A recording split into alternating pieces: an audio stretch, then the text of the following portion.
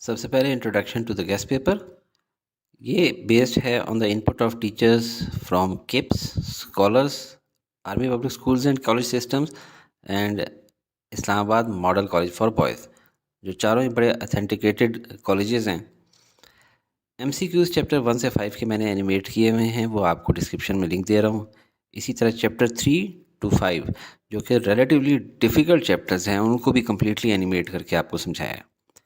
Chapter 7 के जो important topics हैं जो बच्चों को नहीं समझ आते, जिसमें नॉर्मलाइजेशन है और एंटिटी रिलेशनशिप डायग्राम है, वो एनिमेट करके समझाई हुई है। और फाइनली चैप्टर 8 का जो प्रैक्टिकल पोर्शन है, डेटाबेस, वो एनिमेशन में समझाया कि माइक्रोसॉफ्ट एक्सेस में आप लोग किस तरह से अपनी डेटाबेस बना सकते हैं।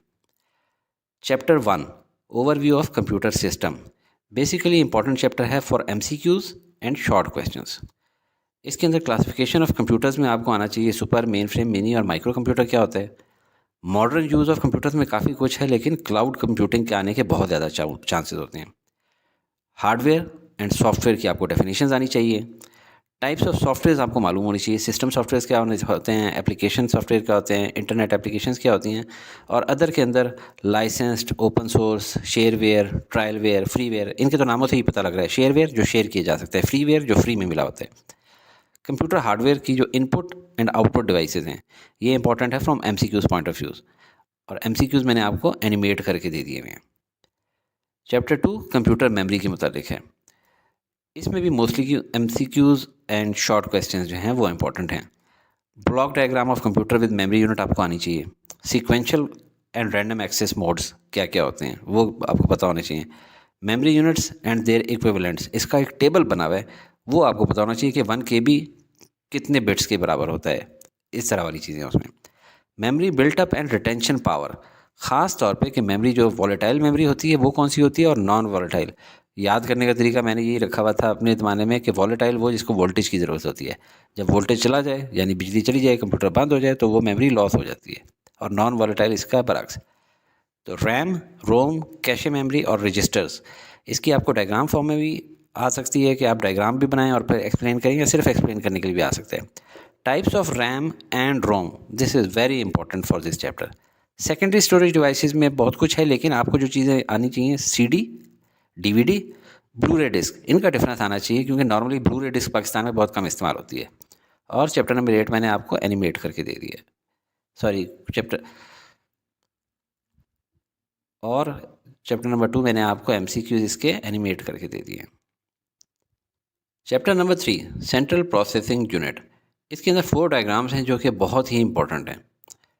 5 कंपोनेंट्स ऑफ CPU आपको पता होने चाहिए, और उसमें से कुछ भी एक्सप्लेन करने को आ सकता है। मोस्टली ALU आता है विद डायग्राम। माइक्रो प्रोसेसर का जो बस आर्किटेक्चर है वो आपको पता होना चाहिए। 3 टाइप्स की बसेस होती हैं, वो क्या हैं।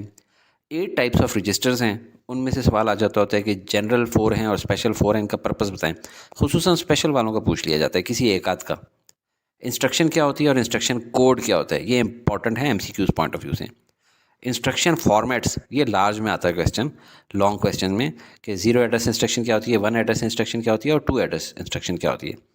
इंस्ट्रक्शन साइकिल विद डायग्राम, ये स्मॉल में आता है, वेरी इंपॉर्टेंट, तकरीबन हर साल आ जाता है। और सिस्क और रिस्क आर्किटेक्चर का आपको डिफरेंस पता होना चाहिए। और इस चैप्टर के भी MCQs मैंने आपको एनिमेट करके दिए हुए हैं, और पूरा का पूरा चैप्टर भी एनिमेट करके दिया हुआ है। Chapter number 4 inside system unit, छोटा सा चैप्टर है लेकिन बहुत इंपॉर्टेंट है। मदरबोर्ड और उसकी जितनी स्लॉट्स एंड पोर्ट्स हैं वो आपको अजबर रट्टा लगी होनी चाहिए कि ये वाला पोर्ट है, इस पर क्या काम होता है, ये वाली स्लॉट है, इससे क्या काम होता है। एक्सटेंशन कार्ड्स कौन कौन से हो सकते हैं जो कि कंप्यूटर्स के अंदर लगाए जाते हैं। 4 टाइप्स ऑफ मेमोरी चिप्स हैं, ये लार्ज या लॉन्ग क्वेश्चन के अंदर आता होता है। और MCQs आपको मैंने एनिमेट करके दिए हैं, और पूरा चैप्टर भी एनिमेट करके दिए हुए, आपको बहुत थोड़े से टाइम में ये पूरा याद हो जाता है। Chapter 5 network communication and protocols, communication network के जो 5 बेसिक कंपोनेंट्स हैं आपको वो आने चाहिए।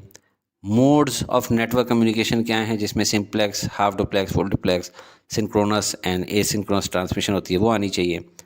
फिर गाइडेड एंड अनगाइडेड मीडिया क्या क्या होते हैं। गाइडेड मीडिया में नॉर्मली तारे होती हैं। जो अनगाइडेड मीडिया होता है जो हवा में ट्रांसमिशन होती है, जिसमें माइक्रोवेव ट्रांसमिशन जो हम लोग मोबाइल से करते हैं, और कम्युनिकेशन सैटेलाइट्स होती हैं। और कम्युनिकेशन डिवाइसेस आपको आनी चाहिए, हब, स्विच, राउटर और गेटवे, क्योंकि ये बेसिक है किसी भी नेटवर्क का।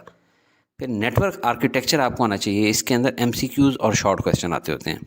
नेटवर्क टोपोलॉजीज़ बहुत इंपॉर्टेंट हैं। इसका सवाल आपको पूछ लिया जाता है कि आपने इस साइज़ की ऑर्गेनाइजेशन बनानी है तो कौन सी टोपोलॉजी आपको सूट करेगी। OSI मॉडल और TCP/IP मॉडल ये आपको आने चाहिए और इनका कंपैरिजन। डिफरेंस आना चाहिए बिटवीन सर्किट स्विचिंग नेटवर्क्स और IP एड्रेसिंग स्कीम इस चैप्टर का मोस्ट इंपॉर्टेंट पार्ट है। और MCQs इसके भी मैंने एनिमेट कर दिए हैं और ये पूरा चैप्टर भी आपको एनिमेट करके दिया है। चैप्टर नंबर 6 वायरलेस कम्युनिकेशन, यानी वायर्ड तो ख़त्म होगी, अब सिर्फ वायरलेस की बात करेंगे। रेडियो ट्रांसीवर क्या चीज़ होती है? देखिए, मोबाइल भी एक ट्रांसीवर है। ट्रांस और सीवर ये दो लफ्ज़ों से मिलकर बना है, ट्रांसमीटर और रिसीवर से मिलकर लफ्ज़ बनता है ट्रांसीवर।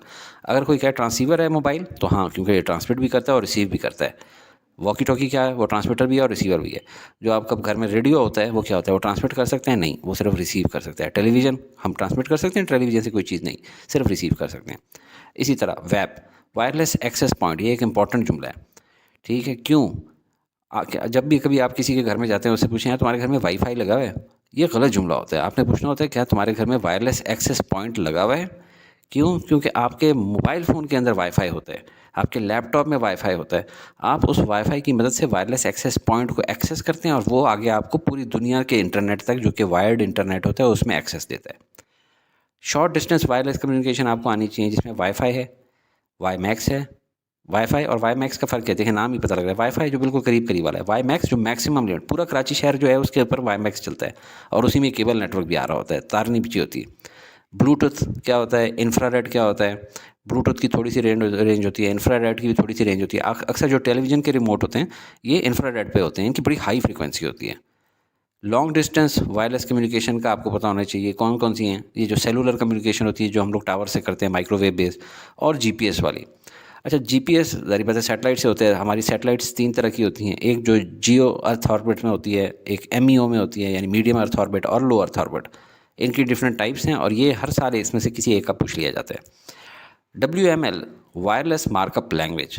देखें, आपने HTTP अक्सर प्रोटोकॉल देखा होगा, जब भी कभी इंटरनेट पे ब्राउज़र में आप करते हैं तो HTTP लिखा आ रहा होता है या HTTPS लिखा आ रहा होता है। वो है लैपटॉप के लिए। वायरलेस मार्कअप लैंग्वेज यानी कोई डिफरेंट लैंग्वेज है जो कि उन डिवाइसेस के लिए यूज़ होती है जिनकी स्क्रीन छोटी हो, जैसे मोबाइल फ़ोन हो गया, स्मार्ट वॉचेज़ हो गई या टैबलेट्स हो गई। और इसके भी MCQs आप कर लें, ये मैंने एनिमेट नहीं किए। चैप्टर 7 डेटाबेस फंडामेंटल्स, यहाँ से आप प्रैक्टिकल दुनिया में आ रहे हैं। डेटा एंड इन्फॉर्मेशन की डेफिनेशन में आपको फ़र्क आना चाहिए, ठीक है? इन्फॉर्मेशन जो होते हैं ना, वो प्रोसेस्ड या ऑर्गेनाइज्ड डेटा को कहते हैं। यूँ समझ लें कि ख़बरों वाले तो हर किस्म का डेटा आपको दिए जा रहे होते हैं, उसकी अथेंटिक इन्फॉर्मेशन कोई नहीं होती। अथेंटिक इन्फॉर्मेशन तब होगी, वो चीज़ इन्फॉर्मेशन कहलाएगी जो आपको वज़ीर आज़म या सदर पाकिस्तान आके बताएगा भाई ये बात है। डेटाबेस मॉडल्स के नेम्स आपको पता होने चाहिए और ख़ुसूसन उसमें रिलेशनल डेटाबेस, क्योंकि हम लोगों ने इस बुक में रिलेशनल डेटाबेस ही पढ़ी है, तो आपको वो सवाल पूछा जाएगा। Requirement analysis for planning a database, ये पेज 116 पे है, मोस्ट लाइकली चांसेस ये आ जाएगा। डायग्राम मैंने आपको एनिमेट करके समझा दी हुई है। कार्डिनैलिटी मोडालिटी का मैं आपको एक रेफरेंस एनिमेशन दे रहा हूँ, एक अंग्रेज़ की है, 5-6 मिनट की, बहुत अच्छा उसने समझाया है। उसका नाम है बेयर, मोटा सा बंदा है।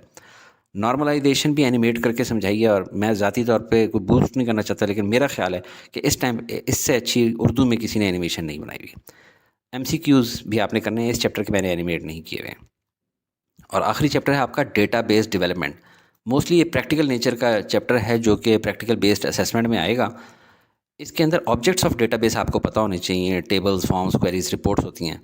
डेटा की टाइप्स का एक टेबल है, जैसे कि टेक्स्ट होता है, डेट होती है, नंबर होता है। ये पेज 145 के ऊपर इसका टेबल गिवन है। फिर प्रैक्टिकल रिलेटेड एनिमेशन मैंने आपको कंप्लीट दिखा दी है, और MCQs भी आपने इसके करने हैं।